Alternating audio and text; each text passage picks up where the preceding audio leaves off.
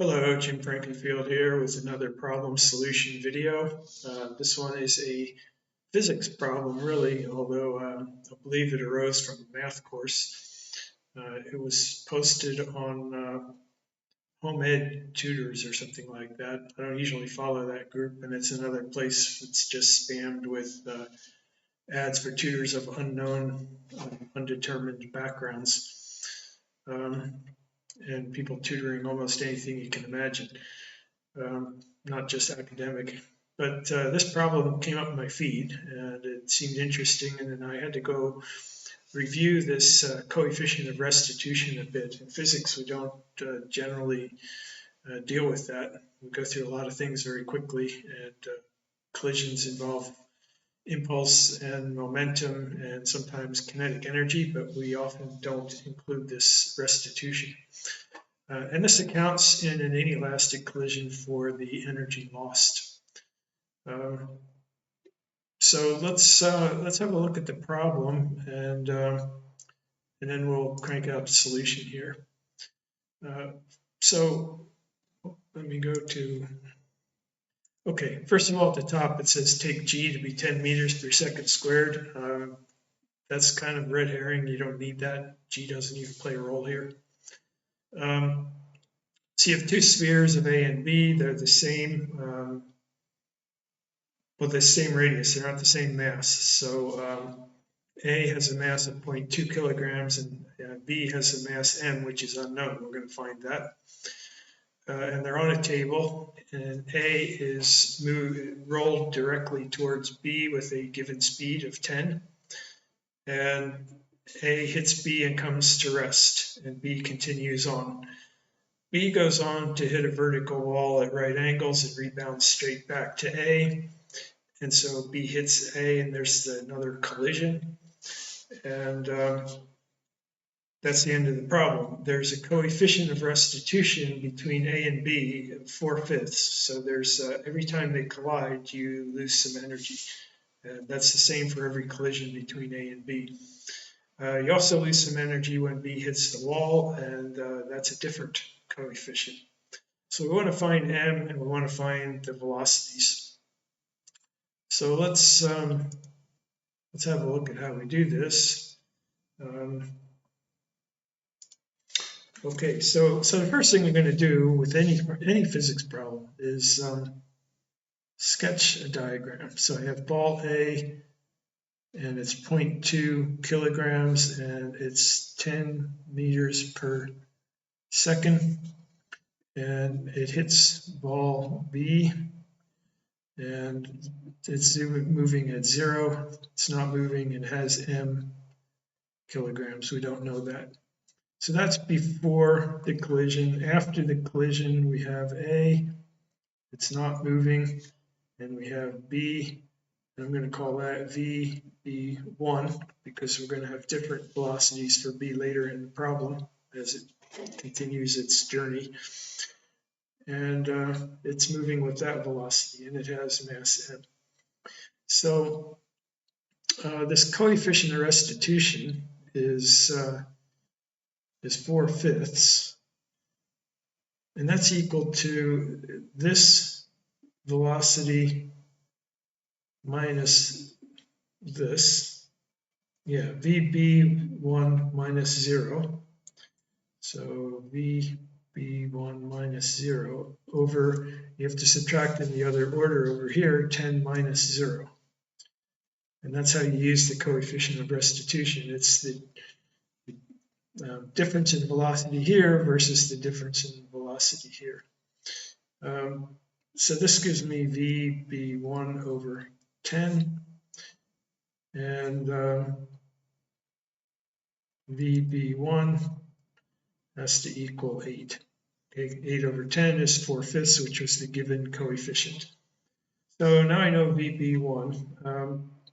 I'm going to need to know the mass at some point, and I'm going to have to conserve momentum later. I don't really need to right now to continue to the collision with the wall, but since I need it later, let's figure that out. P is going to be conserved. P is my momentum vector. It's a vector, but everything's in one dimension here. So on this side, we have mass times velocity, 0.2 times 10. And that is 2. And over here, I have velocity of 8 times m. So the mass is going to equal 1/4 or 0.25 kilograms. So I know the mass of B now, and that comes from conserving momentum. But even when you have a loss of kinetic energy, you still conserve momentum in any collision without an impulse from an outside force. So that is the first collision. Now let's draw, we have B. A's not moving, so for the moment, A's out of the picture, out of the game.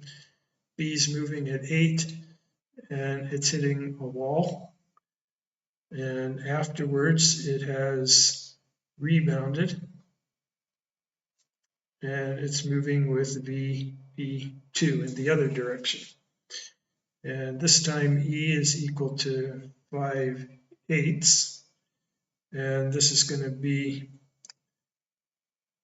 equal to VB2 over 8. So VB2 is equal to 5. And actually, if you're working with signs, this would be minus. I'm just finding the speeds here. What did they actually, it says velocity, so to be technically correct, we really should write this as a -5 since it changed direction. And we just know that from the problem.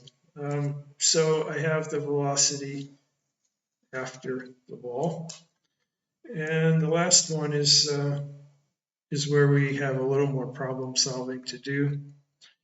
Now we have A, which is moving at 0, and it's 0.2 kilograms, and B has rebounded from the wall, and it's now moving with the speed of 5, and it has a mass of 0.25 kilograms. After the collision, A is now moving, and I'll call it VA. I don't need a 1, 2, or 3 or whatever, just VA, but I don't know what that speed is. And that's 0.2, and B is presumably still moving as well, so we'll call this VB3, and this is 0.25. So the coefficient again is same as it was in the first collision, 4/5. And that's going to be VB3 minus VA over 0 minus 5. So VA minus VB3 is going to equal 4. So here's one equation, but I have 2 unknowns. I have 2 velocities that I don't know. And that means I need 2 equations. So I'm going to use momentum again to get another equation. And I'm going to use momentum, conserve momentum for this equation here. So here I have mv, which is 5 times 0.25. I'm not paying close attention to the units because they're all consistent. Everything is MKS units here, meters, kilograms, seconds. But you do have to make sure you're working in the same units everywhere. Since I am, I'm not writing them in this time. So this is equal to 0.2 times VA plus 0.25 VB3. So this is the momentum before, this is the momentum after. So I'm going to rewrite these. I'm going to use this as 1/4. So this is 5/4. This is 1/5 VA. And this is 1/4 VB3. 3.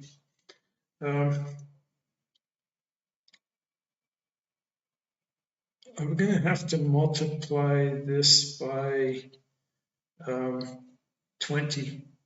So this will be 4 VA plus 5 VB3 is equal to 25. Okay, that just cleared the fractions, and my common denominator was 20, so multiplied by 20.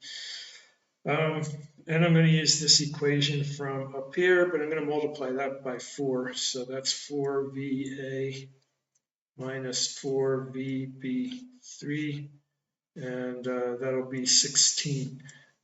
And now I can subtract these two equations. This gives me a 0.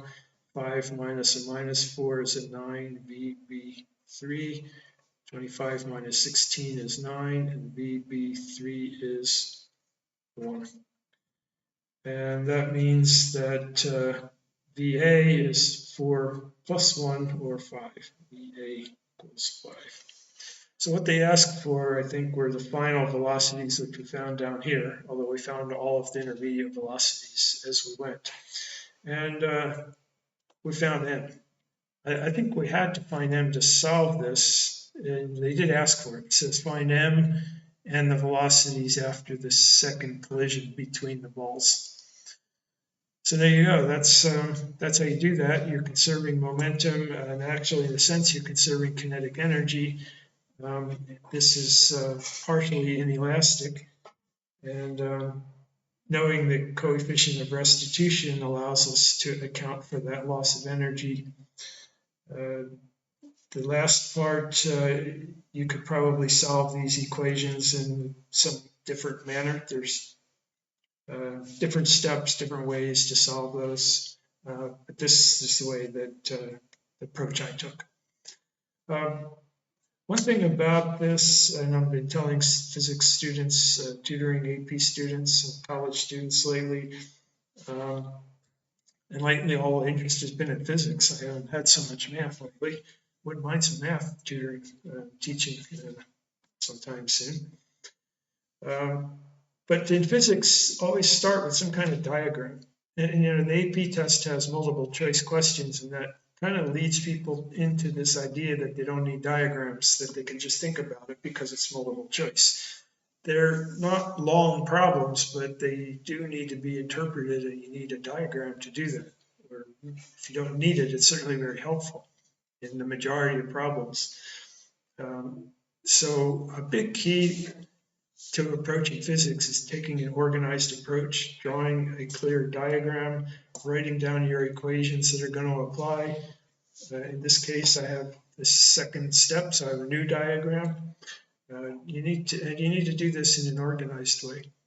And a tip if you're taking an exam is that if you do this and you get something wrong, it depends, different people grade differently, but when I grade physics tests, I give fairly generous, I think, with partial credit if somebody really organizes their work and I can see what they're doing. If they made an algebra mistake somewhere on a timed exam, I'm somewhat forgiving of that. They'll lose something, but not a lot, if they demonstrated that they understood the physics of the problem.